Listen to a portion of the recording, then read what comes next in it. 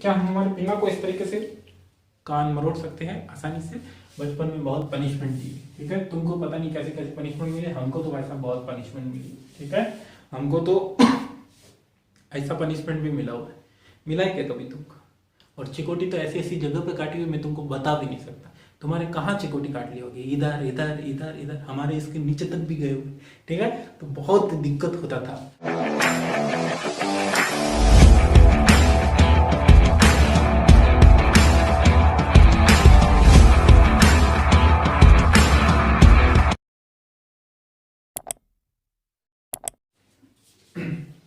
Hello students, तो क्या हालचाल है? संडे के बाद आज आया है मंडे। मंडे थोड़ा सा आलस लाता है, इतनी छुट्टियां है फिर भी आलस आता है, ठीक है, तो ये हमारे स्वभाव के अंदर होता है। हम बोलते हैं ना यार, कुछ दिन छुट्टियां मिल जाए तो फ्रेश, हम कभी होंगे ही नहीं, हम एक तरीके के जानवर हैं, ठीक है। चलिए, हमको दौड़ाना पड़ता है, हमारे ऊपर दबाव आता है तभी काम करते हैं। मेरे ऊपर भी दबाव आया कि बच्चे इंतजार कर रहे होंगे, सोचेंगे यार यार ऐसे ही टाइम पास करता है, कभी क्लास आती है कभी क्लास नहीं आती है। ऐसा बिल्कुल नहीं है, ठीक है। हफ्ते में 5 दिन क्लास आती है, सैटरडे को आती है कि नहीं आती है वो पता नहीं, संडे को नहीं आएगी, कभी नहीं आएगी, ठीक है। हाँ, जरूरत पड़ी क्योंकि समय कम है तो मैं अपने हिसाब से ले आऊंगा उसको, पर ये अपना रहेगा, ठीक है। चलिए, तो आज हम क्या पढ़ने जा रहे हैं वो तुमको दिख रहा है, देख के तो समझ नहीं आ रहा है सर, पता नहीं क्या उलझुल चीज बनाया है। ये जितना उलझुल चीज है उतना अच्छा है, उतना आसान है और उतना ही काम का है, ठीक है। तो हम बात करेंगे आज किसके बारे में? ह्यूमन ईयर के बारे में, ठीक है। तो ईयर के बारे में बात करने से पहले तुमको मालूम है मानव के कान कितने होते हैं? 2, एक जोड़ी, ठीक है, पीके के थोड़े से अलग टाइप के। कौन पीके? हाँ, वो वाला। डन। चलिए, तो अब यहां पर इस तरीके का जो डायग्राम दिख रहा है हमको, वो डायग्राम के अंदर मानव कान की बाह्य संरचना के साथ साथ अंतर संरचना भी दिख रही है, क्लियर। हालांकि पूरी आंतरिक संरचना तो अपन और डिटेल में बनाएंगे तब होगी, पर फिर भी इसमें काफी कुछ क्लियरिटी दिख रही है, ठीक है। तो ये संरचना कौन कौन सी है, इसको बोला जाएगा कर्णपिना। क्या बोला जाता है? अच्छा, इंग्लिश मीडियम,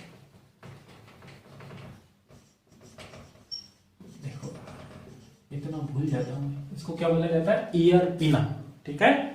ईयर पिना का बेस लगभग ये, इसको बोला जाता है कोंचा। क्या बोला जाता है? कोंचा, ठीक है। ये हमारे पास है ईयर कैनाल, इसको बोला जाता है ऑडिटरी मिएटस। क्या बोला जाएगा? Auditory meatus. ऑडिटरी मिएटस के आगे तुमको दर्पण दिख रहा है, ये दर्पण नहीं है, ये झिल्ली है। क्या है? झिल्ली। ऐसा नहीं है इसके अंदर चेहरा देख के करवा चौथ पूरा कर ले, हाँ, ठीक है। ये झिल्ली जो है इसी को अपन बोलते हैं कान का पर्दा। क्या बोला जाता है? ईयर ड्रम, या फिर इसको बोला जाता है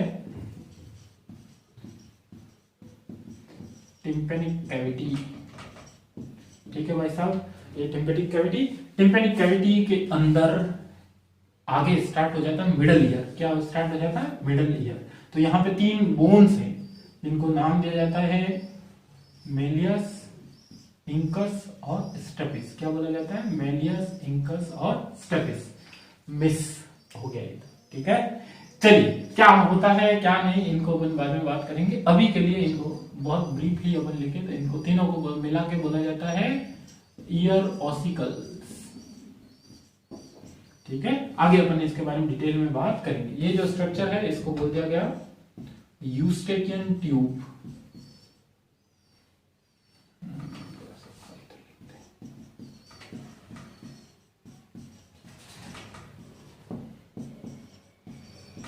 यूस्टेकियन ट्यूब। अब अपने पास क्या है? कॉक्लिया,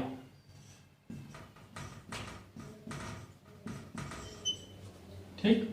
कॉक्लिया के अलावा ये जो सेमी सर्कुलर कैनाल दिख रही है, 3 होती है, इनसे मिलकर बनता है वेस्टिबुलर एपेरेटस, ठीक है। और यहां पर ये जो नर्व्स बाहर जा रही है इसको बोला जाता है कॉक्लियर नर्व।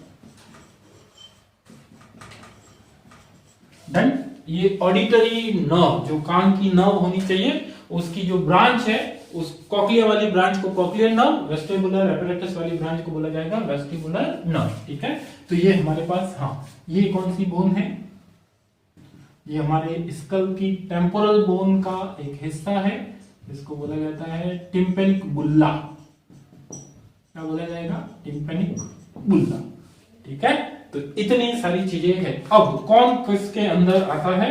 ईयर पिना और ऑडिटरी मीटस जो है वो किसके अंदर आते हैं? आउटर ईयर के अंदर।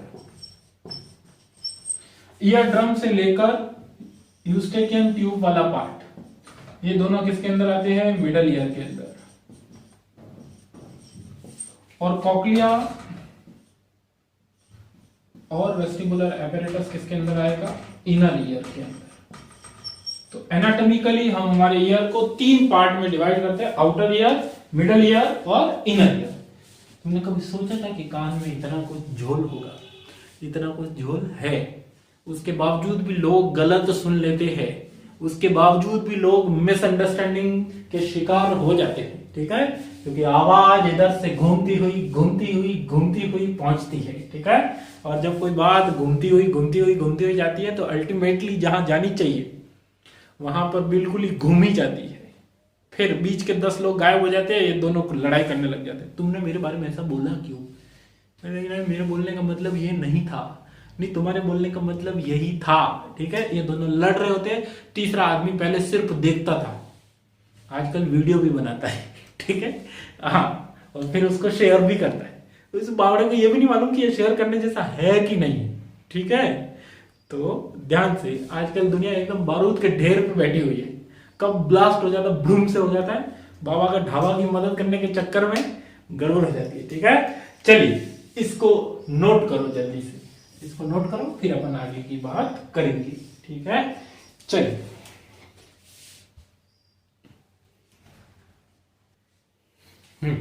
नोट करना जरूरी है भाई साहब। अगर नोट नहीं करोगे तो नीट एग्जाम पास नहीं करोगे, और नीट एग्जाम पास नहीं करोगे तो कोई मतलब नहीं है। ठीक है, चलिए हटाए इसको। हाँ जी, हटाओ सर, ये हटा दिया।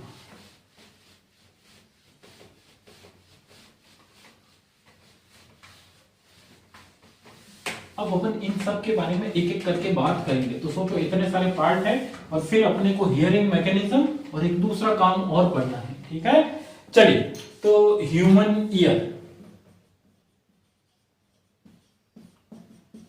को एक और बात बोला जाता है फोनो रिसेप्टर। क्या बोला जाता है? फोनो रिसेप्टर। साउंड को रिसीव करने का काम, फोन रिसीव करता है, इसलिए फोन को तो तू रिसीव करता है भाई।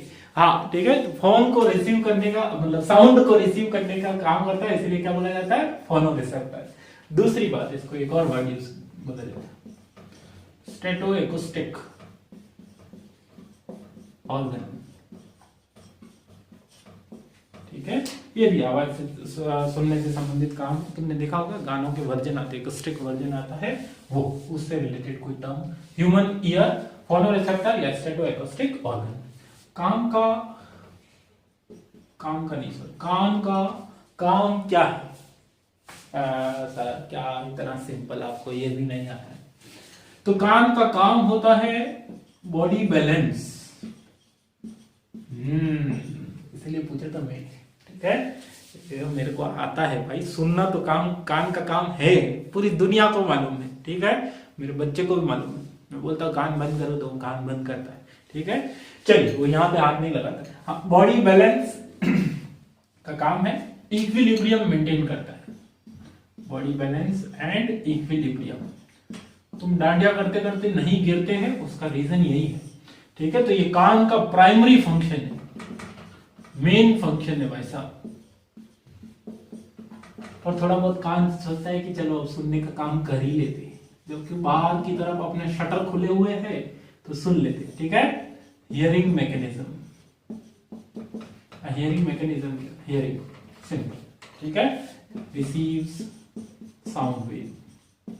डन। तो पहला दिक्कत तो यहीं पे गड़बड़ कर देता है बच्चा। वो क्वेश्चन आता है, what is the main function of the human ear या ईयर? हियरिंग। बेचारा ये बोल रहा, चिल्ला चिल्ला के बोल रहा था, भाई साहब बैलेंस बना के चलो, गड़बड़ हो जाएगा तुम्हारी, ठीक है। तो पहला मेन प्राइमरी फंक्शन बनता है बॉडी बैलेंस, दूसरा फंक्शन क्या है, हियरिंग और साउंड वेव। हालांकि अपन पहले हियरिंग पढ़ेंगे, बाद में साउंड वेव पढ़ेंगे, ठीक है। सब कुछ क्लियर दिख रहा है? हाँ जी क्लियर दिख रहा है। अब चलो जैसे ही मैं हटता हूं वीडियो के सामने से, तुमको वीडियो पॉज करना, तुरंत नोट्स बनाने हैं। नोट्स बनाओ तो नीट एग्जाम पास होगा, ठीक है। और नीट एग्जाम पास हो गया तो जीवन में बहुत कुछ नीट एंड क्लीन हो जाएगा, बहुत सारी चीजें अच्छी अच्छी हो जाएगी, बस डॉक्टर बनोगे। डन। चल अब अपन आगे चलते हैं कि ह्यूमन ईयर के अंदर कौन कौन से पार्ट है। तो ह्यूमन ईयर है और उसको एनाटॉमिकली डिवाइड किया गया है।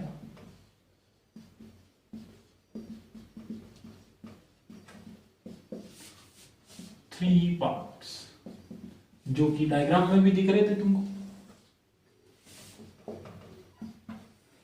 कौन कौन से पार्ट दिख रहे थे? आसान, आउटर या external ear, middle ear, middle ear को और क्या बोला जाता है, टिम्पेनिक कैविटी, ठीक है। और इनर ईयर, इनर ईयर को और अपन बोलते हैं लेबिरिंथ। डन। तो ये तीन तो पार्ट है। अब इन तीनों के अंदर अपन क्या क्या पढ़ेंगे? आउटर ईयर के अंदर अपन दो स्ट्रक्चर पढ़ेंगे। एक अपन पढ़ेंगे ईयर पीना, पीना, पियोना। हेलो फ्रेंड्स, चाय पी लो। हाँ, ईयर पीना। और दूसरा वाला कौन सा है, तुम्हारे चक्कर में भुला देती हूँ तुमको, ईयर पीना। और दूसरा है ना यार, हाँ, ear canal, auditory meatus. Done. Middle ear के अंदर, मिडल ईयर के अंदर अपने को तीन चीजें पढ़नी है। एक पढ़ेंगे अपन ईयर ड्रम, कान का पर्दा। दूसरा अपन पढ़ेंगे ईयर ओसिकल्स, ठीक है। और तीसरा अपन पढ़ेंगे यूस्टेकियन ट्यूब, ट्रिपल ई हो गया। पहले इंजीनियरिंग का एंट्रेंस एग्जाम होता था एआई ट्रिपल ई, ठीक है। चलिए, तो मिडिल ईयर के अंदर triple E, ear drum, year ossicle, Eustachian tube. इसके अंदर अपन पढ़ेंगे दो स्ट्रक्चर, एक होगा कॉक्लिया और दूसरा होगा वेस्टिबुलर एपेरेटस। कोशिश करेंगे आज की क्लास में ही सारा भ्रूम भ्राम निपटा दे, नहीं तो थोड़ा सा आगे दूसरी क्लास भी ले सकते, ठीक है। इसको भी नोट करो, फिर अपन वन बाय वन चलते। बहुत छोटे छोटे, मतलब एक एक पैराग्राफ की चीजें हैं, पर इंफॉर्मेशन सारी काम की है, ठीक है। क्योंकि मैंने बोला था कि पैचेज नहीं छोड़ने, तो एक भी पॉइंट मिस नहीं करना इसके अंदर से। मिस करो पता चला कि ये छोड़ के सेकंड ट्यूबर, उसी में से क्वेश्चन आ गया तो गड़बड़ हो जाएगा, ठीक है। आसान, बहुत आसान, बायोलॉजी आसान है, बस उसको सही से पढ़ना है। सही से लिखा हुआ होगा तो सही से याद कर पाओगे, समझ में सबको आती है बायोलॉजी, ठीक है। चलिए हटा देते हैं इसको भी।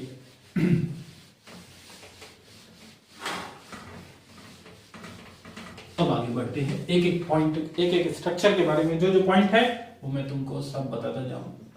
ईयर पीना, कान के पल्लव, ये वाले बाहर वाले, ठीक है। तो ये एक्सटर्नली बिल्कुल पूरी तरीके से डेवलप, कैसे स्ट्रक्चर है हमारे अंदर छोटे से, ऑल इज वेल, ठीक है। हाँ, ये जो स्ट्रक्चर है, ऐसा ऐसा करने से वाले नहीं होते, मेहनत करके करना पड़ेगा। हाँ ठीक है, तो ये जो स्ट्रक्चर है ये हमारे अंदर भले ही बेशक छोटे हैं, लेकिन कुछ ऑर्गेनिज्म के अंदर बहुत बड़े, जैसे हाथी के अंदर। तो कैसे स्ट्रक्चर है ये? Fan like structure. कैसे है? Fan like structure. बहुत सारे ऑर्गेनिज्म में कम डेवलप्ड है, पर मैमल्स के अंदर तो पूरी तरीके से डेवलप्ड है, ठीक है। चलिए, तो पहला बात, स्मॉल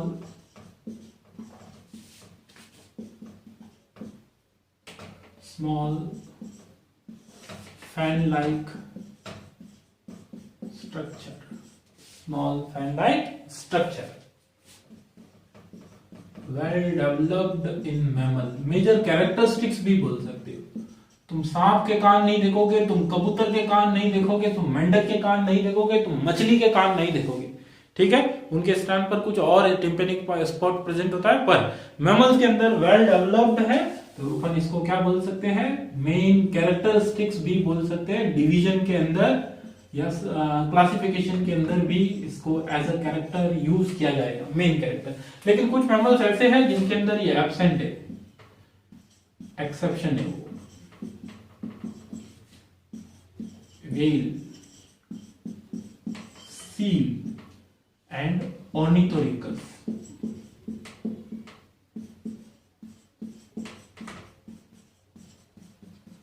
ऑर्निथोरिंकस, ठीक है। तो ये इस तरीके की स्ट्रक्चर्स है। अब बने हुए किससे, क्या हम हमारे पिना को इस तरीके से कान मरोड़ सकते हैं आसानी से? बचपन में बहुत पनिशमेंट दी, ठीक है। तुमको पता नहीं कैसे कैसे पनिशमेंट मिले, हमको तो वैसा बहुत पनिशमेंट मिली, ठीक है। हमको तो ऐसा पनिशमेंट भी मिला हुआ है। मिला है क्या कभी तुमको? और चिकोटी तो ऐसी ऐसी जगह पे काटी हुई, मैं तुमको बता भी नहीं सकता। तुम्हारे कहाँ चिकोटी काट ली होगी? इधर इधर इधर इधर, हमारे इसके नीचे तक भी गए हुए, ठीक है। तो बहुत दिक्कत होता था। अब ये बना हुआ, ये किस तरीके का स्ट्रक्चर है, ठीक है, कार्टिलेज। और कैसा? Yellow elastic cartilage. किससे बना हुआ है? येलो इलास्टिक कार्टिलेज से बना हुआ स्ट्रक्चर है। डन। क्या हम हमारे कान को हिला सकते हैं? हाथी की तरह नहीं कर सकते, ठीक है। तो इसकी जो मसल्स होती है, मसल्स आर वेस्टिजियल। कैसी है? वेस्टिजियल है। इसीलिए वी कैन नॉट मूव और पिना, हम हमारे पिनाओं को हिला नहीं सकते, हिला डुला इस तरीके से नहीं सकते, ठीक है। तो ये ईयर पिना के बारे में 2-3 पॉइंट है, इसको नोट करो, फिर अपन दूसरा बात करेंगे।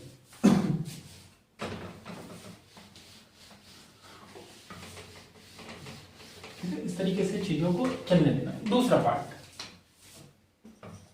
आउटर ईयर का दूसरा पार्ट कौन सा था? ईयर कैनाल, जिसको अपन और क्या बोल रहे हैं?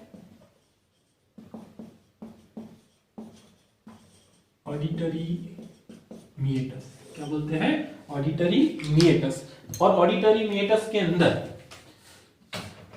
क्या है? सबसे पहले ये कितना लंबाई है? 24 सेंटीमीटर। हमारे पास स्केल जो होता है वो कितना लंबा होता है? 15 सेंटीमीटर, ठीक है। सेंटीमीटर नहीं, सेंटीमीटर तो बहुत ज्यादा हो जाएगा, ठीक है। सेंटीमीटर तो इतना माथा ही नहीं है हमारा। 15 सेंटीमीटर का स्केल है, 24 इतना तो हो जाएगा, इतना रावण के होगा तो। हाँ, ठीक है। तो 24 mm लॉन्ग कैनाल है, और ये एक्सटेंड कहां से कहां तक है? फ्रॉम बेस ऑफ पिना टू ईयर ड्रम, कान के पर्दे तक इस तरीके से फैली हुई है। दूसरा, इसके अंदर क्या है? कुछ तो काम करती होगी ये। इसके अंदर है स्किन हेयर। क्या है? Skin hair and ceruminous gland, जिसको अपन सेबेसियस ग्लैंड भी बोलते हैं। Ceruminous gland and sebaceous gland present होती है इसके अंदर, ठीक है। चलिए, सिरोमिनस ग्लैंड और सेबेसियस ग्लैंड क्या सीक्रेट करती है? सीक्रेट्स सिरोमिन, या जिसको अपन क्या बोलते हैं? वैक्स, उसका सिक्रीशन होता है। और वो सिक्रीशन क्या करेगा? Moisten the canal and protect it from impurities. कोई जो हवा जाएगी कान के अंदर, उसको रोक देगा। प्रोटेक्शन का काम, एक तरीके से प्यूरिफिकेशन का काम करने का काम कर रहा होता है, ठीक है। तो लंबी, इतनी लंबी कैनाल है। मेन पार्ट इसके अंदर स्किन हेयर और सिरोमिनस ग्लैंड है। कोई याद करने की जरूरत ही नहीं है, 24 mm याद रखना है और सिरोमिनस ग्लैंड का नाम याद रखना है। वैक्स निकलता है हमको, क्योंकि हर दिन अपन ऐसा ऐसा करके अपन उसको फेंक देते, ठीक है। तो इसमें क्या याद करना? कुछ याद ही नहीं करना, पर नोट्स में लिखा हुआ होगा तो रिविजन होगा तो क्वेश्चन गलत नहीं होगा। आउटर ईयर कंप्लीट, कोई दिक्कत नहीं। चलिए साहब,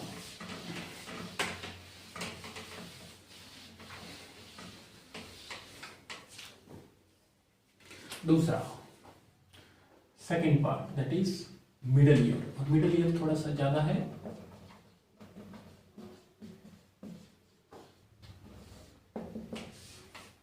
मिडल ईयर को मैंने क्या बोला था, also called tympanic cavity, tympanic cavity बोला जाता है। और इसके अंदर हवा भरी, नॉर्मल एयर फील्ड, इसके अंदर कोई फ्लूइड नहीं है। इंटरनल ईयर के अंदर अपन देखेंगे वहां पर फ्लूइड प्रेजेंट, एंडोलिम्फ और पेरिलिम्फ नाम के फ्लूइड वहां पर प्रेजेंट होंगे। ठीक, चलिए मिडिल ईयर में टिम्पेनिक कैविटी है, और कहां प्रेजेंट था, इन या covered by flask like bone.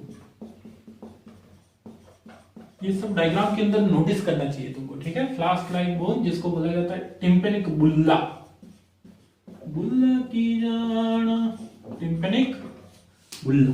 आज घर जाके गाना ढूंढना, ये टिम्पेनिक बुल्ला नहीं, बुल्ला की जाना, हाँ ठीक है। जो फ्लास्क लाइक बोन टिम्पेनिक बुल्ला बोला जाता है, जो कौन से टेम्पोरल बोन का पार्ट होता है। अब इसके अंदर भी 3 स्ट्रक्चर है, वो भी अपन ने वहां चार्ट में लिख दिया है, तो बारी बारी से तीनों के बारे में पढ़ लेंगे।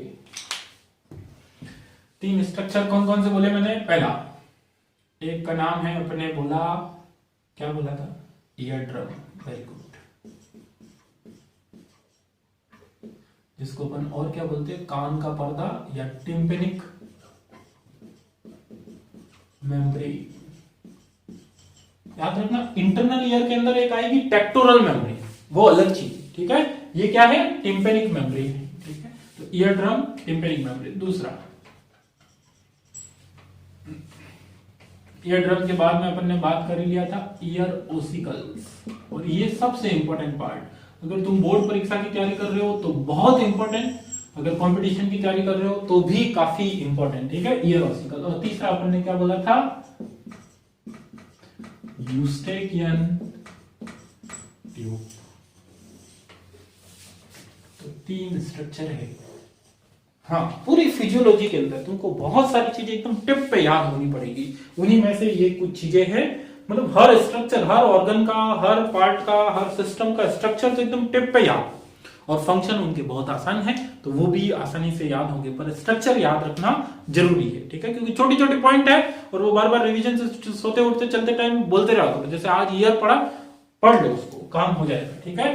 चलिए, ईयर ड्रम के अंदर अपने पास क्या आया, ईयर ड्रम पहली चीज कैसी है, बहुत पतली सी झिल्ली है, खींची हुई रहती है, स्ट्रेच्ड, और कैसी है, ऑब्लिकली प्लेस्ड, तिरछी है।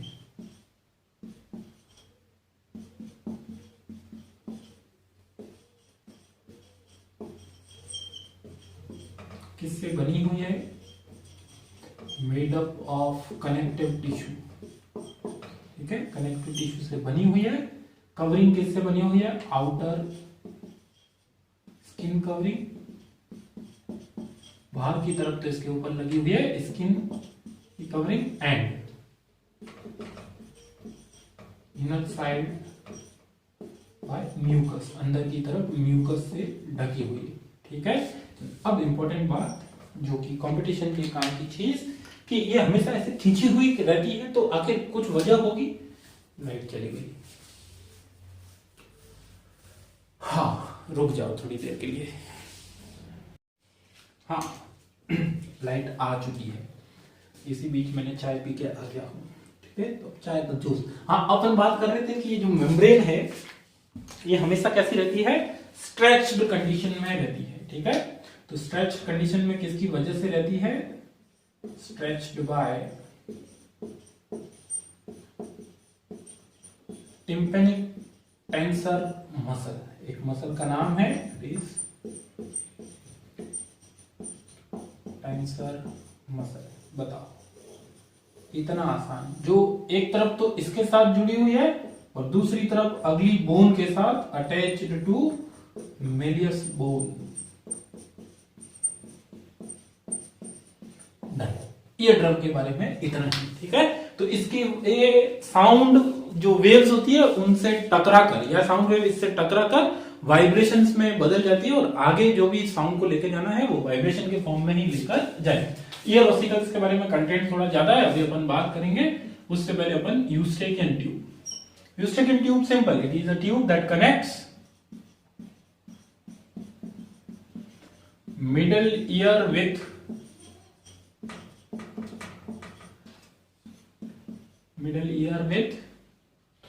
फेरिंग्स। ठीक है, जो मिडल ईयर की कैविटी है, टिम्पेनिक कैविटी, उसको किसके साथ में कनेक्ट करने का काम करेगा? फेरिंग्स के साथ। फेरिंग्स कहाँ है हमारे? बकोफेरिंजियल कैविटी, बकल कैविटी के पीछे वाला पार्ट। ठीक है, तो एक तरीके से डाइजेस्टिव सिस्टम और ईयर भी कनेक्टेड है। डाइजेस्टिव सिस्टम और रेस्पिरेटरी सिस्टम तो कनेक्टेड है ही नेसोफेरिंक्स रीजन के अंदर, वो एपिग्लोटिस वगैरह वो वाला पार्ट अलग है। यहां पर क्या बोल रहे हैं? कान और फेरिंग्स कनेक्टेड है। ऐसा क्यों? ऐसा इसलिए, सपोज करो ये तुम्हारा कान है, ये इधर वाला कान है तुम्हारा और ये कान का पर्दा है। ठीक है, तो यहां से तेजी से हवा आ जाएगा, किसी दिन प्रेशर ज्यादा हो जाए और यहां पर पूरी तरीके से ब्लैंक हो। ठीक है, यहां पर पूरी तरीके से ब्लॉक हो जाएगी और इधर अगर तेजी से प्रेशर पड़ेगा तो क्या हो जाएगा? किसी दिन ढोल फूट जाएगा। कभी बोलते हैं ढोल को जोर से बजाओ तो वो क्या हो जाएगा? फूट जाएगा, क्योंकि जो अंदर प्रेशर है उससे ज्यादा प्रेशर क्या हो जाए? बाहर। लेकिन अगर वो दोनों तरफ से खुला हो तो उसके फूटने की संभावना क्या होगी? कम होगी। ठीक है, क्योंकि इधर जितना प्रेशर लग रहा है वो उधर से इक्वल हो जाएगा। ठीक है, तो ये जो ट्यूब है वो क्या करती है? Maintains equal pressure, maintains equal pressure on both side of eardrum। कान के पर्दे के दोनों तरफ इक्वल प्रेशर बना रहती है, जिसकी वजह से कान के पर्दे का क्या हो जाता है? प्रोटेक्शन एंड साउंड इक्विलिब्रियम भी। अगर कोई ज्यादा फ्रीक्वेंसी की या ज्यादा इंटेंसिटी की साउंड हो, वेव हो, तो उनको बाहर धक्का दे देता है, बाहर निकाल दिया जाता है, माउथ के रास्ते बाहर चले जाते हैं। एक्सपेल्स हाई इंटेंस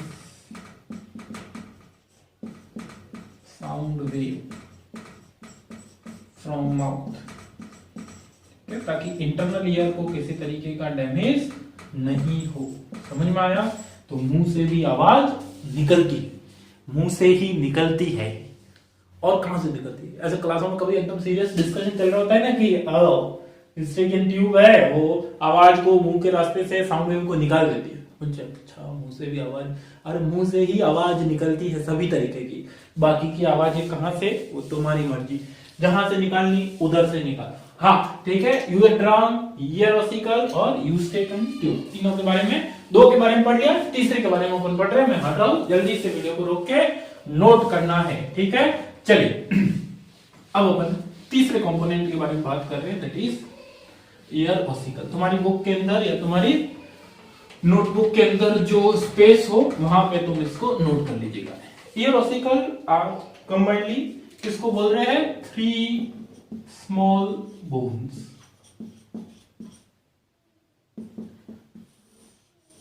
और उन बोन के नाम भी मैंने अभी तुमको बताए थे,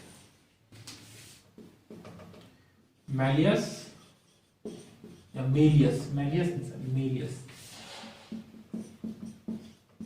इंकस, स्टेपीज। ठीक है, 3 बोन है और इनके तीनों को याद रखना ही रखना, इसी सीक्वेंस में याद रखना है। तो सीक्वेंस क्या हो जाएगी? MIS, मीस। ठीक है, अब इनके बारे में कि किस शेप की बनी हुई रहती है। ये बनी हुई रहती है हैमर शेप, हथौड़े जैसी। डायग्राम के अंदर देखोगे तुमको दिखेगा हैमर शेप। ठीक है, ये रहती है घोड़े के नाल जैसी, हॉर्स स्टीरअप। ठीक है, ये होती है एनविल शेप। एनविल क्या होता है? एनविल बोला जाता है निकाय, वो जो लोहे का काम करते हैं। तो जैसे सपोज करो मेरे को इस रॉड को फ्लैट करना है, तो मैं इस रॉड को फ्लैट करने के लिए ऊपर से तो हथौड़ा मारता हूँ और उसके नीचे कुछ रखता हूँ ताकि हमारा जो चोट लग रही है वो पूरी तरीके से फोर्स है वो मैक्सिमम लगे, ऐसा कुछ कंसेप्ट होता है। अपने को क्या करना है, फिजिक्स में रहने दो ना हेडेक। अपने जो नीचे रखा हुआ रहता है बाटे जैसी चीज, उसको क्या बोला जाता है, एनविल शेप। ठीक है, तो तीनों के शेप के बारे में कोई दिक्कत नहीं। दूसरा, किसका मॉडिफिकेशन है ये बोन। ठीक है, ये पहली बोन जो है मॉडिफिकेशन ऑफ आर्टिकुलर बोन। ठीक है, हम बोल सकते हैं मॉडिफाइड आर्टिकुलर बोन। दूसरी वाली जो है क्वाड्रेट बोन। ठीक है, और तीसरी जो है that is modification of hyomandibular bone.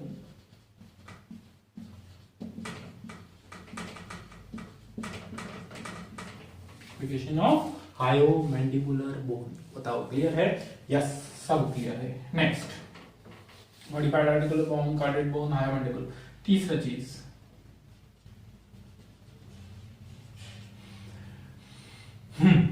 अब ये कौन सी किसके साथ या फिर इनके मैक्सिमम क्या बोलते हैं साइज के बारे में बात कर रहे थे। इसमें से मेलियस लार्जेस्ट बोन। ठीक है, stapes is smallest bone.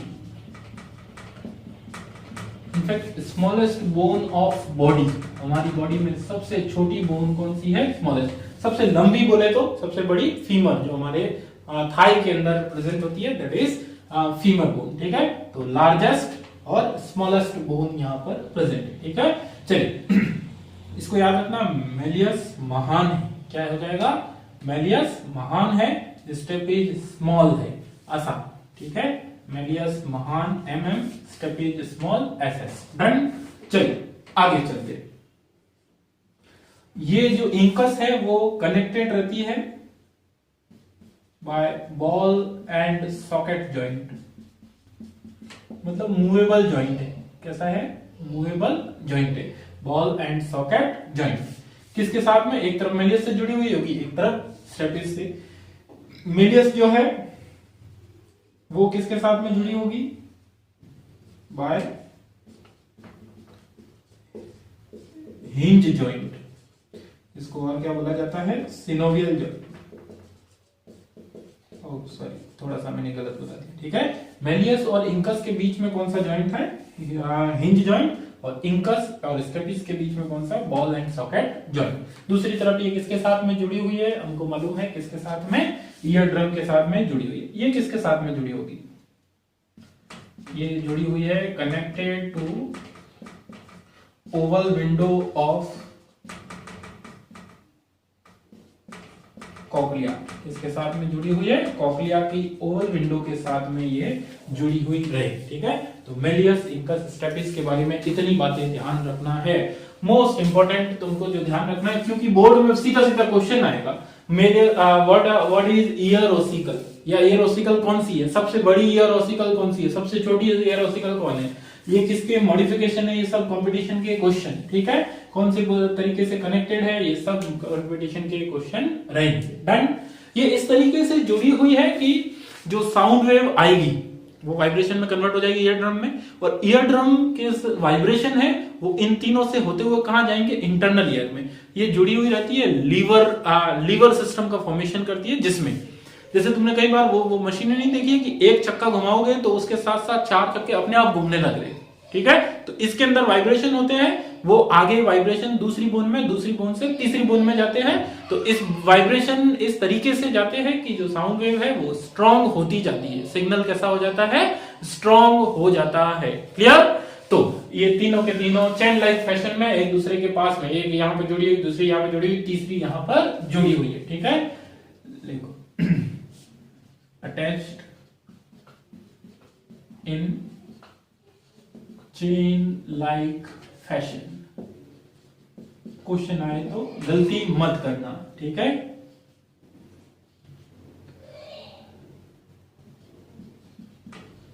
Liver system, so transmission of sound wave becomes efficient. ठीक है, इसको ऐड कर लेना, नीचे स्पेसिफाई कर लेना कि these three bones are attached in same like fashion that forms liver system. So transmission of sound wave becomes more efficient और जो स्ट्रॉन्ग सिग्नल होते हैं वो और ज्यादा स्ट्रॉन्ग हो जाते हैं। ठीक है, this is all about middle ear, note कीजिएगा जल्दी से।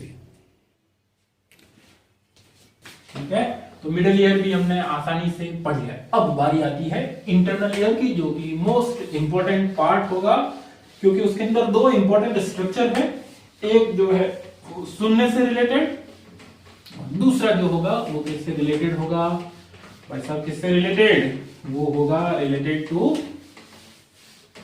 बॉडी बैलेंस, जो कि ईयर का प्राइमरी फंक्शन है। तो तीसरा part that is internal ear. Internal ear को अपन ने बोला था लेबिरिंथ,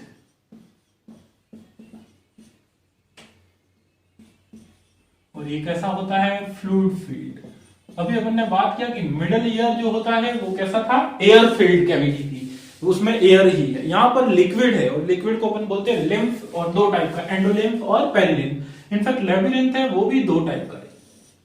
स्ट्रक्चर की बात नहीं कर रहा हूं, टाइप की। ठीक है, एक है बोनी लेबिरिंथ,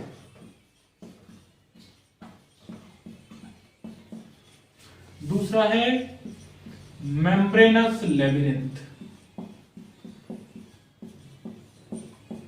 बोनी लेबिरिंथ और मेम्ब्रेनस लेबिरिंथ।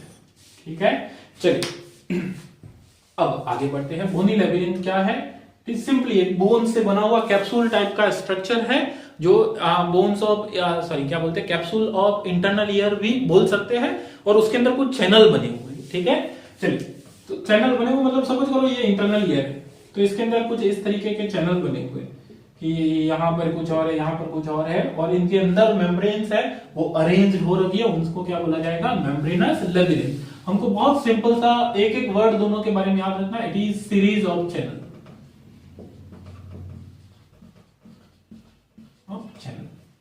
और किससे भरा हुआ है, field by endolymph.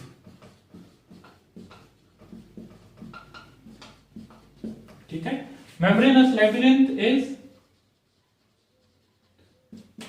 Made up of transparent membrane से बनी हुई, made up of transparent membrane. Done, और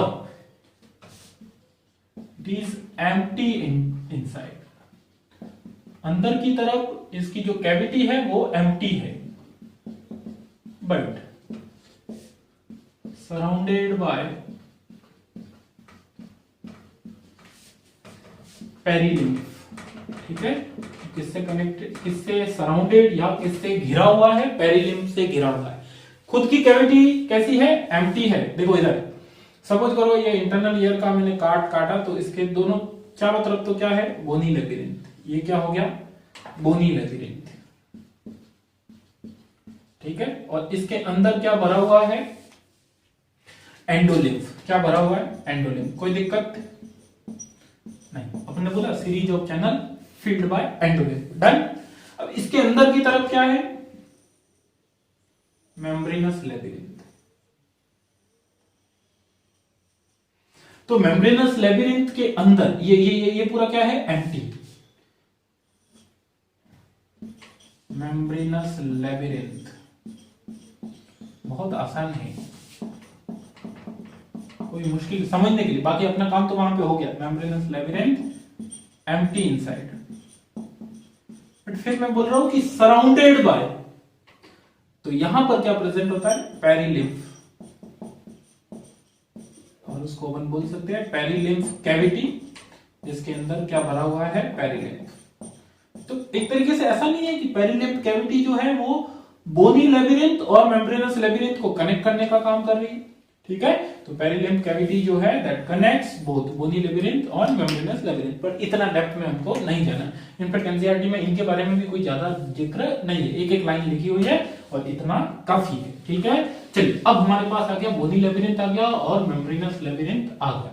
अब हमको बात करनी है कि इंटरनल ईयर के अंदर हैव टू इंपॉर्टेंट स्ट्रक्चर या two important part. First one जो हम सबका प्यारा है, दैट इज कॉक्लिया। जिसके बिना चौकलिया, ठीक है, इसके बिना हमको सुनाई नहीं देगा। और दूसरा वाला क्या है, वेस्टिबुलर एपेरेटस, वेस्टिबुलर एपेरेटस, ठीक है। तो कॉक्लिया और वेस्टिबुलर एपेरेटस दो स्ट्रक्चर है हमारे पास, कोई दिक्कत नहीं। ये क्योंकि इस बात को समझना जरूरी है। स्ट्रक्चर दो है, जैसे मैं बोलूं कि भाई रूम में कमरे कितने, दो, पर उन कमरे बने हुए किससे, तो बोनी कैप्सूल से बना हुआ है, जिसको बोनी लेबिरिंथ बोला। उनके अंदर क्या लगी हुई है, टाइल्स लगी हुई है, मेम्ब्रेनस लेबिरिंथ लगी हुई है, ठीक है। कमरे के अंदर क्या भरा हुआ है, हवा भरी हुई है, लिम्फ लिक्विड भरा होता था, हम उसको एंडोलिम्फ बोलते थे। डन, बात क्लियर है। तो दो चीजें, टाइप की चीजें हैं, बोनी लेबिरिंथ, मेम्ब्रेनस लेबिरिंथ, पर उनसे स्ट्रक्चर कितने बन रहे हैं, दो, एक कॉक्लिया और एक क्या बन रहा है, वेस्टिबुलर एपेरेटस। डन। तो अब अपन पहले पढ़ लेते हैं कॉक्लिया और हियरिंग मैकेनिज्म, फिर पढ़ लेंगे वेस्टिबुलर एपेरेटस और बॉडी बैलेंस का मैकेनिज्म। बहुत आसान है, पर नए नए शब्द आएंगे, इसलिए ध्यान रखना। डन, चलो हटाओ उसको भी।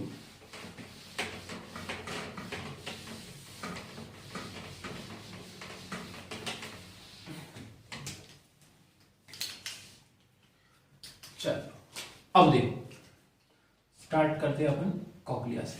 बिल्कुल साइड में लिख रहा हूं मैं, क्योंकि बहुत इंपॉर्टेंट पार्ट होने वाला है।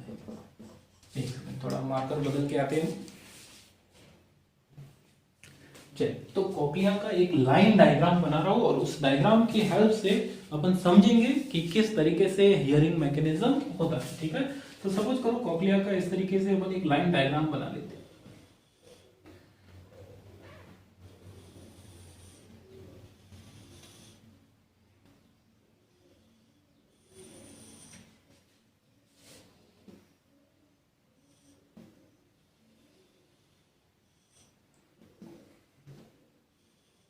ठीक है, ये कॉक्लिया है। अब इसके अंदर देखो, दो मेम्ब्रेन लगी हुई है,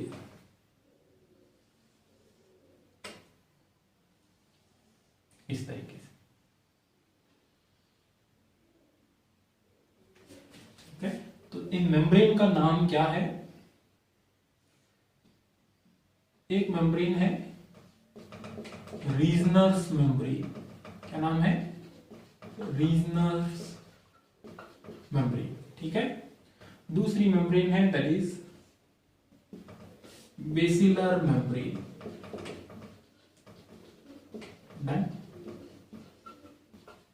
रीजनल मेम्ब्रेन और बेसिलर मेम्ब्रेन। जो रीजनल मेम्ब्रेन है और बेसिलर मेम्ब्रेन है, इसकी वजह से पूरा कॉक्लिया तीन चैम्बर में डिवाइड होता है, तीन चैम्बर में डिवाइड होता है। ये जो ऊपर वाला चैम्बर है, इसको बोला जाता है स्केला वेस्टिबुलाe।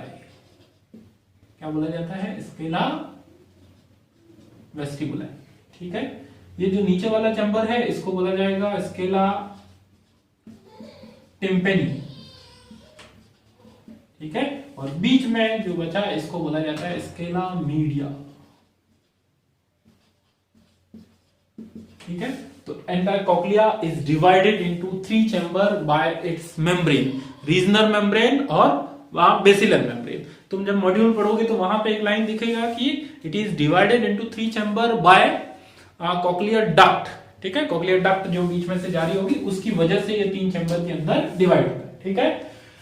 हालांकि स्केला वेस्टिबुला, स्केला टिम्पेना यहाँ पे तुमको पूरी तरीके से कनेक्टेड दिखते हैं, पर उनको कनेक्ट करने के लिए यहाँ पर एक ओपनिंग है, जिसको बोला जाता है हेलिकोट्रीमा। क्या बोला जाएगा, हेलिकोट्रीमा। इट कनेक्ट्स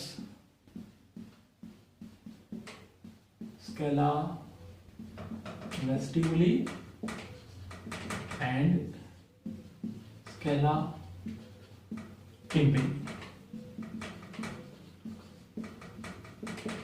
डन, कोई दिक्कत नहीं, यहां तक तो कोई दिक्कत होनी ही नहीं चाहिए। स्केला टिम्पेनी और स्केला वेस्टिबुलाe, इन सब के अंदर क्या भरा हुआ है, एंडोलिम्फ। क्या भरा हुआ है, एंडोलिम्फ। इसके अंदर भी एंडोलिम्फ है, इसके अंदर भी क्या है, एंडोलिम्फ, ठीक है। पर स्केला मीडिया के अंदर भरा हुआ है पेरिलिम्फ, और वो बात हमको समझ में आती है। बोनी कैप्सूल के अंदर की तरफ क्या था, पेरिलिम्फ, तो अंदर वाले चैम्बर के अंदर भी क्या भरा हुआ है, पेरिलिम्फ भरा हुआ है। कोई दिक्कत, यहां तक कोई दिक्कत नहीं होनी चाहिए। जो बेसिलर मेम्ब्रेन है, बेसिलर मेम्ब्रेन है, यहां पर इसके ऊपर एक स्पेशल स्ट्रक्चर प्रेजेंट है जिसके अंदर इस तरीके की सेंसरी सेल प्रेजेंट है। बहुत ध्यान से सुनिएगा भाई साहब, क्योंकि ये नहीं सुना तो फिर सुन ही नहीं पाओगे, ठीक है, क्योंकि हियरिंग मैकेनिज्म से रिलेटेड बात चल रही, ठीक है। इसी वजह से हमको सुनने का आभास होता है, अलग अलग टाइप के साउंड, अच्छे बुरे सब तरीके के साउंड, किस तरीके के लोगों के साथ बैठे हो उस तरीके की आवाजें सुनाई देगी, ठीक है। अच्छी भक्ति भाव में बैठे हुए तो अच्छी सुनाई देखने को मिलेगी, बाकी तुम कैरी मिनाटी को देख रहे हो तो अलग टाइप की चीजें सुनने को मिलेगी, ठीक है। चलिए, तो अब यहां पर देखो, ये जो हमारा बेसिलर मेम्ब्रेन है, इस बेसिलर मेम्ब्रेन के ऊपर ये जो स्ट्रक्चर है इसको नाम दिया जाता है ऑर्गन ऑफ कॉर्टी। क्या बोला जाता है? ऑर्गन ऑफ कॉर्टी, और इसी को अपन बोला जाता है हियरिंग ऑर्गन भी बोलते हैं। कोई दिक्कत नहीं, ठीक है। दो मेम्ब्रेन है, उसकी वजह से 3 चैम्बर बने हैं, हेलिकोट्रीमा ऊपर वाले और नीचे वाले चैम्बर को कनेक्ट करता है। बेसिलर मेम्ब्रेन के ऊपर ऑर्गन ऑफ कॉर्टी प्रेजेंट होता है। डन। ऑर्गन ऑफ कॉर्टी के अंदर इस तरीके के ये जो सेल दिख रही है इसको बोला जाता है सेंसरी हेयर सेल। क्या बोला जाता है? Sensory hair cell. और उनके बीच बीच में कुछ सपोर्टिंग सेल प्रेजेंट होती है, उनके बारे में भी अपन आगे बात करेंगे। डन। चलो, अब इस सेंसरी हेयर सेल के ऊपर एक मेम्ब्रेन प्रेजेंट है इस तरीके की, ठीक है। इलास्टिक मेम्ब्रेन प्रेजेंट है, फ्रीली मूवेबल पार्ट होता है आगे की तरफ। इस मेम्ब्रेन को बोला जाता है पेक्टोरियल मेम्ब्रेन। Pectoral membrane. तो अब तुमको पूरे ईयर के अंदर मैं पूछूं कितनी मेम्ब्रेन आई, तो 3 तो यहीं पे आ गई, रीजनस मेम्ब्रेन, बेसिलर मेम्ब्रेन और पेक्टोरियल मेम्ब्रेन। और एक आई थी टिम्पेरिक मेम्ब्रेन जिसको अपन ने बोला है ईयर ड्रम, कान का पर्दा जिसको बोला था उसको, ठीक है। चलिए, यहां तक हमको सब एकदम क्लियर। एक और चीज सुन लो तो तुम्हारा काम हो जाएगा। ये जो ऑर्गन ऑफ कॉर्टी है इसके अंदर सेंसरी सेल है, ये इस बेसिलर मेम्ब्रेन में लगी हुई है न्यूरॉन्स। क्या लगी हुई है? न्यूरॉन्स। तो इनके basal part, sensory hair cell के बेसल पार्ट इन न्यूरॉन के टच में है, जो इस तरीके से जो ब्रांचेज बनती है वो फाइनली आगे चलकर क्या बनाती है? Cochlear duct. क्या बनाती है? कॉक्लियर डक्ट नहीं, कॉक्लियर नर्व। और वो किसकी ब्रांच होगी? Branch of auditory nerve. Auditory nerve जाएगी ब्रेन में और सीधा आवाज का पता चलेगा, ठीक है। तो ये कॉक्लिया की इंटरनल स्ट्रक्चर है। बताओ कोई दिक्कत है इसके अंदर? कोई दिक्कत नहीं है साहब, कोई दिक्कत ही नहीं है, होनी भी नहीं चाहिए, क्योंकि मैंने पढ़ाया है। हाँ, कभी कभी खुद का भी तारीफ कर लेना चाहिए। दुनिया तारीफ करती कहाँ है? कुछ अच्छे लोग, बड़े लोग होते हैं, वो दिल बड़ा रखते हैं जो तारीफ करते हैं। बाकी तो ज्यादातर हाँ, सफलता को, चमत्कार को नमस्कार जरूर करते हैं। बड़ी सक्सेस हासिल करो, सब लोग बोलेंगे अरे यार तुम तो बड़े अच्छा आदमी, ठीक है। चलो, जीवन का सब ज्ञान है, बीच बीच में मैं देता रहता हूँ। हाँ, यहाँ पर 2 मतलब ऐसी खिड़कियां तो नहीं लगी हुई है, लेकिन समझने के लिए बना रहा हूं, ठीक। इसको बोला जाता है ओवल विंडो। क्या बोला जाता है? Oval window. जबकि स्केला टेम्पेनाई के अंदर जो लगी हुई विंडो है, ओपनिंग से, मेम्ब्रेन बाउंड ओपनिंग है, इसको बोला जाता है राउंड विंडो। डन। अच्छे नाम, फिनेस्ट्रा रोटंडस। क्या नाम है? फिनेस्ट्रा रोटंडस। इसका नाम है, सारी इंक खराब कर दी तुम्हारे चक्कर में, गरीबी आ गई है। फिनेस्ट्रा ओवेलिस। ऐसे ये सारे मार्कर अलग अलग कोचिंगों से उठा के लाए हुए, मतलब चुराया नहीं है मैंने। मैं मार्कर रोज घर लेके आता, एक दिन उन्होंने बोला कि मत आना, ठीक है, फिर मार्कर भी मेरे पास ही रहेंगे, ठीक है। चलिए, मत तो मैंने इन 3-4 में से एक भी खरीदा नहीं है। इंक खरीदी थी एक दिन, बताई थी, 35 रुपए का बड़ा डब्बा खरीदा था। फिनेस्ट्रा ओवेलिस, भाई जहां पे 2 साल 3 साल काम किया हो वहां से इतना तो बनता है, ठीक है। याद तो रहनी चाहिए, विदाई समारोह में कोई भेंट नहीं दी तो मार कर ही ले आया मैं। हाँ ठीक है, तो तुम देख लो, तुमको पता चल जाएगा ये कहाँ का मार्कर है, ठीक है, क्योंकि ज्यादातर लोग कैमलिन का मार्कर यूज करते हैं और ये एक विशेष संस्थान है जो इस तरीके का मार्कर यूज करता है। तो तुम बता सकते हो कमेंट में मेरे को, कौन बनेगा करोड़पति। करोड़ नहीं मिलेगा तो पति भी नहीं बनाऊंगा, क्यों? ठीक है, हाँ चलो, तो ऑल विंडो, राउंड विंडो, पेरिलिन, ये सब कुछ है, डन। अब मेरी बात सुन लो, ये इसमें तो कोई दिक्कत नहीं, वापस एक बार पूरा सीरियसली, ठीक है, एक बार नोट कर लो इस डायग्राम को, फिर मैं तुमको घाम घूम कर दूंगा इसके अंदर। देखो वीडियो रोक के सब नोट कर लिया, अब देखो, क्योंकि इतना सिंपल बेटा नहीं मिलेगा कहीं पे भी, बहुत सिंपल है, बहुत अच्छा है, आसान, लैंग्वेज रटने की जरूरत ही नहीं पड़ेगी, डायग्राम याद है, सब याद है, ठीक है। अपने कंपटीशन के हिसाब से बात करें तो डायग्राम याद है, सब याद है, कोई दिक्कत ही नहीं है। बोर्ड वाले जरूर थ्योरी पढ़ लेना थोड़ी सी, डन। अब देखो यहां पे बात करते हैं कॉक्लिया। कॉक्लिया के अंदर मेम्ब्रेन से, ऊपर वाली रीजनल, नीचे वाली बेसिलर मेम्ब्रेन, इसकी वजह से कॉक्लिया 3 पार्ट में डिवाइड हो गया, scala vestibuli, scala tympani, scala media. ऊपर और नीचे वाले वेस्टिबुलाई और tympani are filled with endolymph, whereas the scala media is filled with perilymph, done, कोई दिक्कत नहीं। चलिए आगे की बात करते हैं हम। जो बेसिलर मेम्ब्रेन है, इसके ऊपर की तरफ एक ऑर्गन प्रेजेंट है जिसको बोल रहे हैं ऑर्गन ऑफ कॉर्टरी, जिसके अंदर सेंसरी हेयर सेल प्रेजेंट होती है जो सेंस करेगी, ठीक है, साउंड वेव को सेंस करने का काम इनका। हालांकि वो साउंड वेव के फॉर्म में नहीं आएगा, साउंड वेव के फॉर्म में नहीं आएगा, वो किसी और फॉर्म में आएगा। इनके जो बेसल पार्ट होते हैं वो न्यूरॉन्स के कांटेक्ट में होते हैं, जो आगे चलकर क्या बनाते हैं, कंबाइंड होकर cochlear nerve, which is a branch of auditory nerve, जो ब्रेन को जाएगी, डन। अब हमारे पास बचता है एक और मेम्ब्रेन जो ऑर्गन ऑफ कॉर्टी पर प्रेजेंट है, टेक्टोरियल मेम्ब्रेन। इसके अलावा जो कॉक्लिया है वो मिडल ईयर से कनेक्टेड रहता है by 2 openings, oval window, round window, पूरी तरीके से खुली हुई नहीं है, मेम्ब्रेन से कवर्ड है। अगर ये पूरी तरीके से खुली होती तो लिक्विड वहां चला जाता, ऐसा नहीं होता है, डन। चलिए, तो ये अपने पास है। अब मैं तुमको इसी डायग्राम के अंदर समझा देता हूं हियरिंग मैकेनिज्म। आवाज आई, किसी का थप्पड़ मारने की नहीं, ठीक है, आवाज आई कहीं से भी, किसी भी तरीके की, पटाखों की आवाज नहीं, सरकार ने रोक लगाई है, जुर्माना लग जाएगा, बर्बाद हो, नहीं हो, मनाओ दिवाली, बच्चों के लिए कम से कम चलाने दो, बाकी के चलने दो, हाँ ठीक।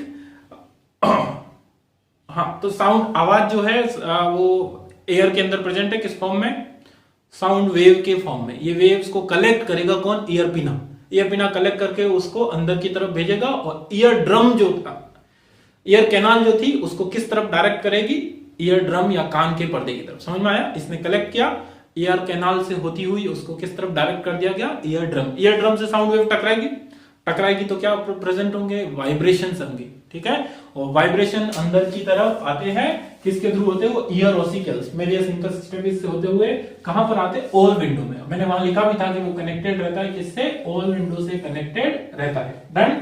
ओल विंडो से अंदर की तरफ जैसे ही वाइब्रेशन आएंगे तो इनके अंदर भरा हुआ लिक्विड है, इसके अंदर क्या प्रोड्यूस होगी, वेव्स प्रोड्यूस होगी, मतलब वाइब्रेशंस इसके अंदर महसूस किए जाएंगे। जब इसके अंदर वेव्स प्रोड्यूस होगी तो स्केला मीडिया के अंदर भी वेव्स आएंगी, और ये दोनों मेम्ब्रेन भी वाइब्रेट करेगी। मेम्ब्रेन वाइब्रेट करेगी तो ये जो हेयर सेल्स थी, जिनके ऊपर क्या लगे हुए थे, सेंसरी सीलिया, ये सेंसरी सीलिया भी बैंड करेंगे, टेक्टोरियल मेम्ब्रेन के साथ में क्या करेंगे, इस तरीके से अटैच होंगे और इस तरीके से बैंडिंग होगी। जैसे ही बैंडिंग होगी तो इंपल्स जनरेट होंगे, ठीक है, न्यूरल सिग्नल बोला जाता है जिसको, इंपल्स या सिग्नल जनरेट होंगे। इन सिग्नल को कौन रिसीव करेगा, यहां पे लगे हुए नर्व फाइबर। ये नर्व फाइबर कहां चले जाए, ये सिग्नल कहां जाएगा, कोक्लियर नर्व, ऑडिटरी नर्व से होता हुआ कहां चला जाएगा, ब्रेन में, जहां पर उसका एनालिसिस होगा, और एनालिसिस करके हमको साउंड का नॉलेज हो जाएगा कि किस तरीके का साउंड था। बहुत आसान है, वहां से आई थी सब, यहां से होती हुई इनके अंदर क्या हुआ, वाइब्रेशंस हुए, क्या हुए, वाइब्रेशन। वापस स्टार्टिंग से ईयर पिना ने कलेक्ट किया, किस पे डायरेक्ट किया, ईयर ड्रम पे। ईयर ड्रम क्या हुआ, वाइब्रेट, कान का पर्दा हिला, कान का पर्दा हिला, फटा नहीं। किसी को जोर से थप्पड़ मत मारना, प्रेशर कभी कभी गड़बड़ हो जाए, टूट जाए। हाँ ठीक है, खासकर टीचर को बहुत ध्यान रखना पड़ता है। बच्चा मजबूर कर देता है पर नहीं मार सकते, क्योंकि बच्चों को मारना आजकल जुर्म हो गया। ठीक है, फिर ऐसे बच्चे फिर आगे चलकर कुछ को कुछ कांड करते। हाँ, अब जो हालांकि मारने की जरूरत नहीं पड़ती है, पर फिर भी मजे के लिए भी नहीं मारना है। हाँ, ईयर ड्रम के अंदर क्या होते हैं? वाइब्रेशन। वाइब्रेशन होंगे, उन वाइब्रेशन को कौन लेके जाएगा? मेलियस, इंकस और स्टेपीज। मेलियस, इंकस और स्टेपीज आगे की तरफ लेके जाएगी। Méliès, incus, steppes. स्टेपीज किसके साथ कनेक्टेड है? होल विंडो के साथ। होल विंडो से होते हुए वाइब्रेशन यहाँ पर आएंगे, तो इस जो फ्लूइड भरा हो उसके अंदर भी क्या होगी? तरंगे, ढिंचिक ढिंचिक। ठीक है, वो तरंगों की वजह से ये दोनों मेम्ब्रेन है और स्केला मीडिया में भरा हुआ लिक्विड है, उसमें भी वेव्स आएगी और ये मेम्ब्रेन भी वाइब्रेट करेगी। वाइब्रेट करेगी तो हेयर सेल्स के ऊपर जो लगे हुए सेंसरी हेयर या सीलिया, ठीक है, वो बैंड होंगे किसके अगेंस्ट? इस टेक्टोरियल मेम्ब्रेन के अगेंस्ट। इस तरीके से बैंडिंग होगी। जब इस तरीके का अटैचमेंट होगा या बैंडिंग होगी तो क्या बनेंगे? न्यूरल सिग्नल, जिसको अपन नर्व इंपल्स बोलते हैं। उन इंपल्स को ब्रेन तक लेकर जाएगी कौन? कोक्लियर नर्व, और ऑडिटरी नर्व आगे की तरफ लेकर जाएगी। एनालिसिस हो जाएगा और हमको सब कुछ ज्ञान हो जाएगा। डन। चलिए, तो इतना समझ में आया तो पूरा का पूरा हेयरिंग मैकेनिज्म समझ में आ गया है। अब थोड़ी कुछ बातें हैं काम की, उसको नोट कर लो।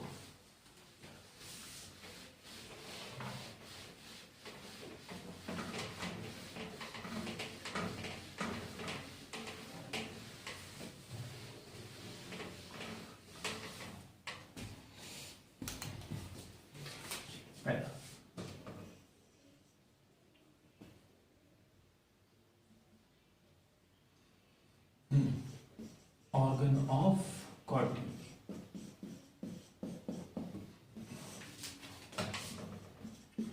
Special organ present on basilar membrane. इसके अंदर दो टाइप की सेल है, सेंसरी सेल, जिनको अपन बोल रहे हेयर सेल, और दूसरी टाइप की क्या है? Supporting cell. And sensory cell जो है वो क्या प्रेजेंट होते हैं उनके अंदर? Have sensory cilia and microvilli.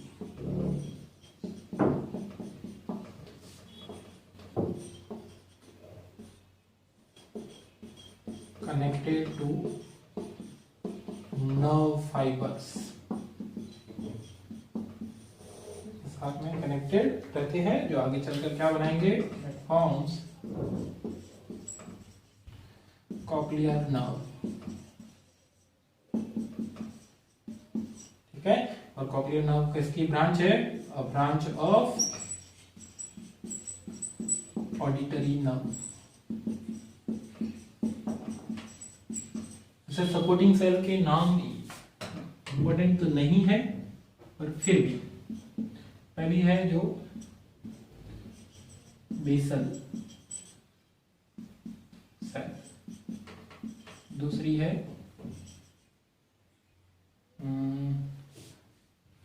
Pillar like या रॉड लाइक। ठीक है, और तीसरी जो है दैट इज रेक्टेंगुलर।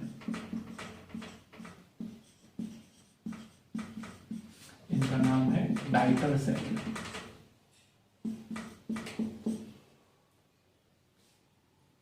इसको वो नाम है हैंसन सेल। ठीक है, चलिए, तो ये हमारे पास आ गई ऑर्गन ऑफ कॉर्टी के बारे में कुछ एक्स्ट्रा इंफॉर्मेशन है, नोट करना है। बाकी सब आसान, 3 चैम्बर कौन से है वो तुमको सब कुछ आता है। अब मैं बहुत ब्रीफ में जल्दी जल्दी तुमको एक बार फिर से अपना क्या बता देते हैं, हियरिंग मैकेनिज्म, ताकि तुमको नोट करने में आसानी हो जाए। तो चलिए, एक सेकंड, मार्कर चेंज करना पड़ेगा, करते हैं साहब।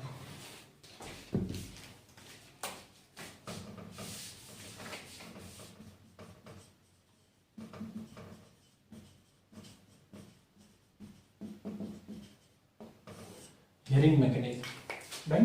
तो हियरिंग मैकेनिज्म के अंदर कहां से स्टार्ट करेंगे? स्टार्टिंग से। साउंड वेव आई किसने कलेक्ट की? अभी हाथों हाथ याद हो जाएगा। कलेक्टेड बाय पिना। किस तरफ भेज दिया गया उनको? Directed toward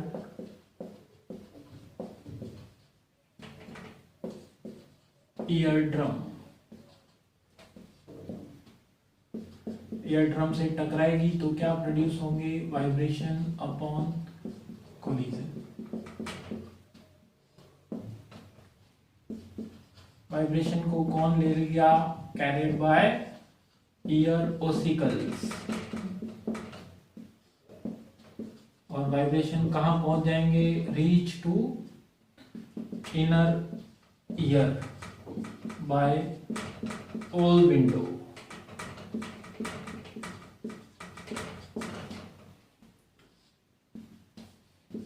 so wave in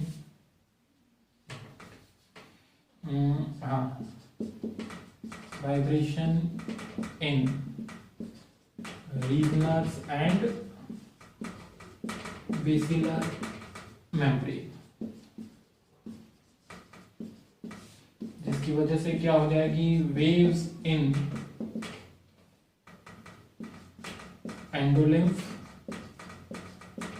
and perilymph। ठीक है, इन वेव्स की वजह से क्या होगा?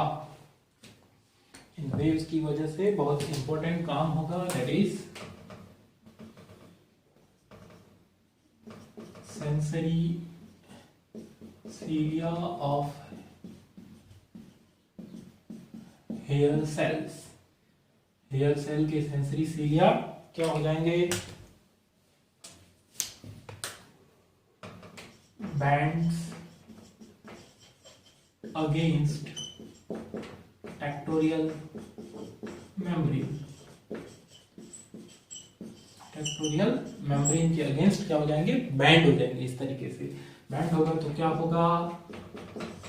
नर्व इंपल्स जनरेट होगा। नर्व इंपल्स जनरेट होगा तो नर्व इंपल्स को कहां लेके जाया जाएगा?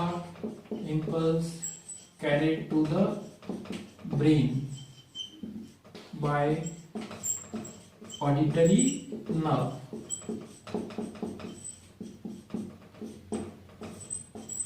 वहां पे क्या होगा? एनालिसिस होगी और क्या हो जाएगा? साउंड का रिकॉग्निशन। डन है? जी सर, डन है, कोई दिक्कत नहीं। तो this is all about hearing mechanism and all. ठीक है, चलिए